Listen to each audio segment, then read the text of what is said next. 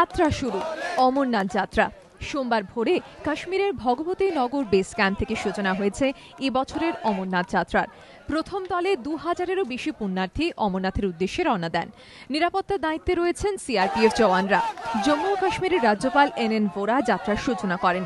প্রথম দলটি বেরিয়ে যাওয়ার পরে আরও বেশ কয়েকটি দল রওনা দেয় অমরনাথের উদ্দেশ্যে।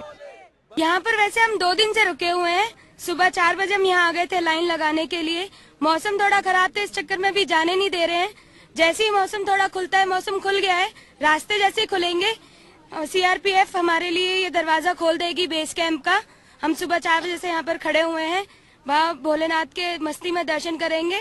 भोले शंकर की जो ये महिमा है उस पे पूरा भरोसा है हमें कि वो भोले शंकर इस दुर्गम रास्ते को हमारे को सुगम बनाएंगे। हम 4 बजे से यहाँ पे लाइन में खड़े हैं और मौसम बहुत खराब था, इस वजह से हमें छोड़ नहीं रहे थे और अब हमें 7 बजे छोड़ा है और हम चंदरवाड़ी की तरफ अब जा रहे हैं और हमें बहुत खुशी है कि हम उधर जा रहे हैं यात्रा।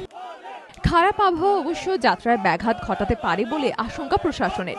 মাঝে মাঝে বৃষ্টির কারণে রাস্তা পিচ্ছিল, তাই কড়া নিরাপত্তার ব্যবস্থা করেছে প্রশাসন। যাত্রাপথে বসানো হয়েছে সিসিটিভি এবং এক্সরে মেশিন।